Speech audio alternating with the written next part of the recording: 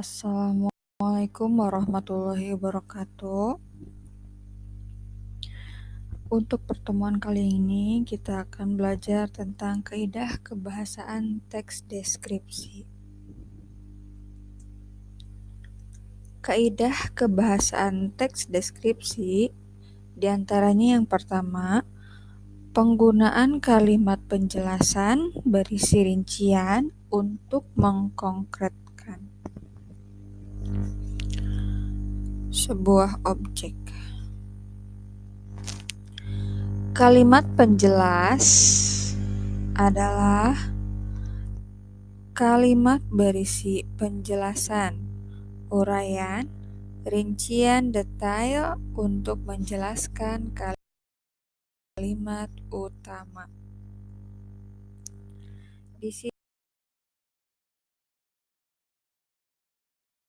ada contohnya kalimat utama dan kalimat penjelasan atau kalimat perincian untuk menjelaskan.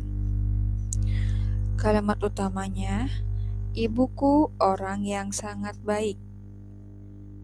Kalimat penjelasnya, dia berusaha menolong semua orang. Dia ramah dan tutur katanya lembut kepada siapa saja. Nah, ini adalah kalimat untuk menjelaskan kalimat utama.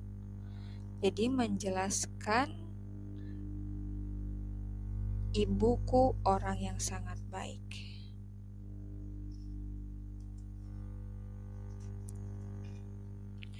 Yang kedua, penggunaan kalimat yang menggunakan carapan panca indera. Teks deskripsi berisi kalimat yang seolah-olah dapat dilihat, didengar, dan dirasakan. Contohnya, seolah-olah kita melihat pantai panjang dengan pasir putih. Di sini, seolah-olah kita dapat melihat pantai yang panjang dengan pasir putih. Contoh selanjutnya, atap rumah tongkonan melengkung menyerupai perahu.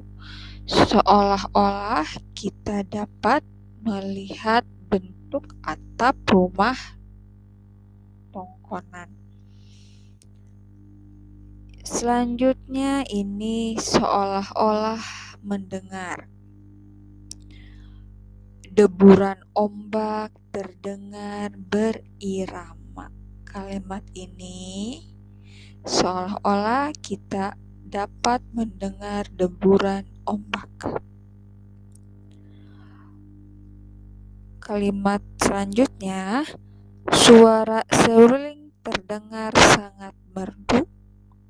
Contoh ini seolah-olah kita dapat mendengar suara seruling.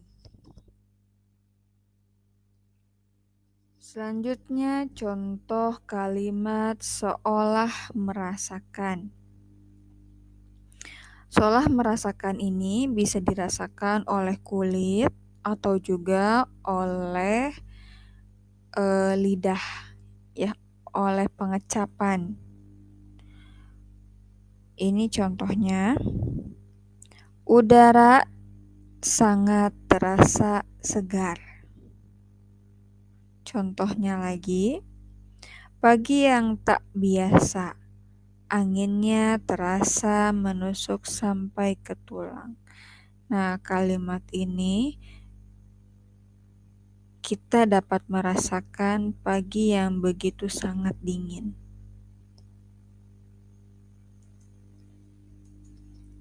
Yang ketiga, menggunakan pilihan kata dengan pilihan kata emosi kuat. Kata emosi adalah kata yang digunakan untuk menggambarkan dan mengekspresikan perasaan seseorang. Teks deskripsi menggunakan kata emosi kuat. kata sifat. Di sini ada kata emosi kuat dari kata sifat. Kata sifat baik, kata emosi kuatnya itu adalah ramah, tulus, penuh kasih. Kata sifat indah, kata emosi kuatnya elok, molek, permai, menakjubkan. Kata sifat kuat, kata emosi kuatnya tangguh, perkasa. Kata sifat merah, kata emosi kuatnya merah, menyala, merah, merona. Kata sifat jahat, kata emosi kuatnya licik, curang.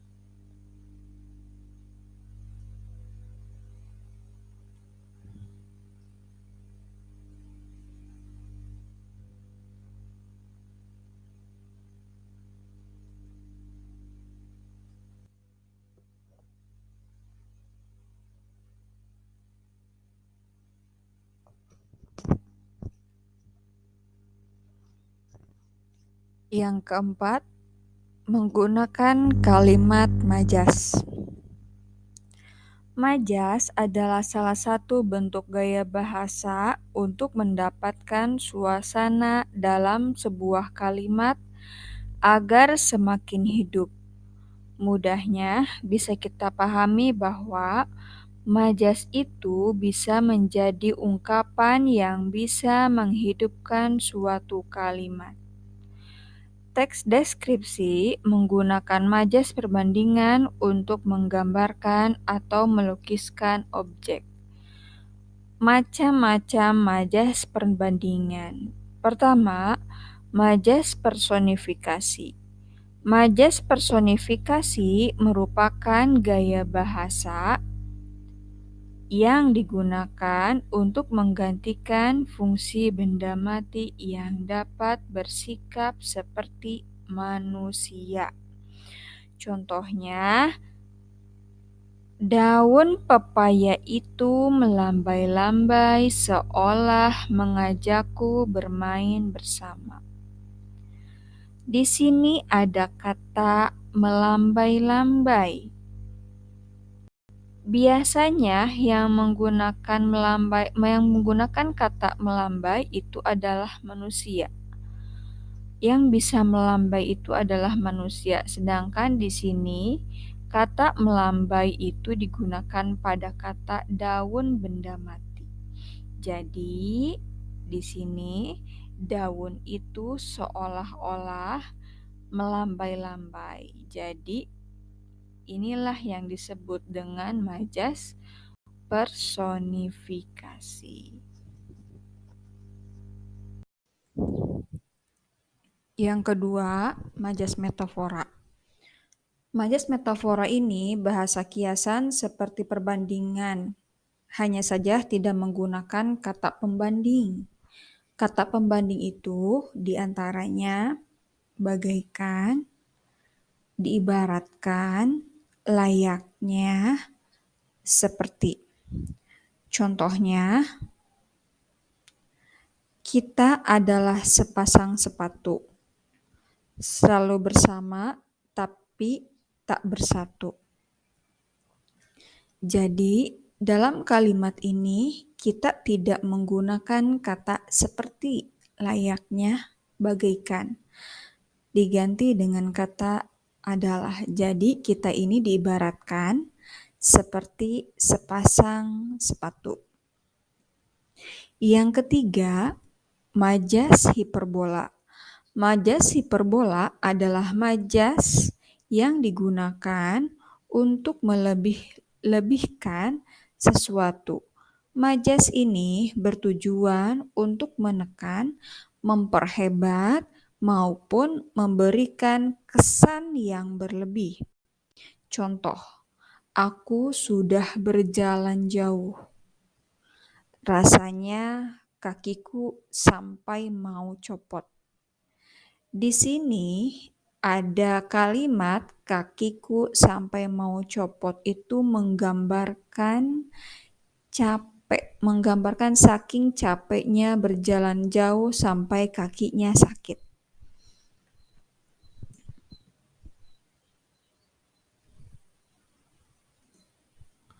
Selanjutnya, majas simile. Majas simile adalah majas perumpamaan. Kata yang bisa digunakan dalam majas ini adalah seperti, bagaikan, ibaratkan, umpama, bak, laksana, dan serupa. Majas simile ini kebalikan dari majas metafora. Di sini contohnya, giginya Raila putih mengkilap bak mutiara. Di sini ada kata bak, jadi gigi putihnya Raila itu seperti, diibaratkan seperti mutiara. Putihnya itu seperti mutiara. Terima kasih.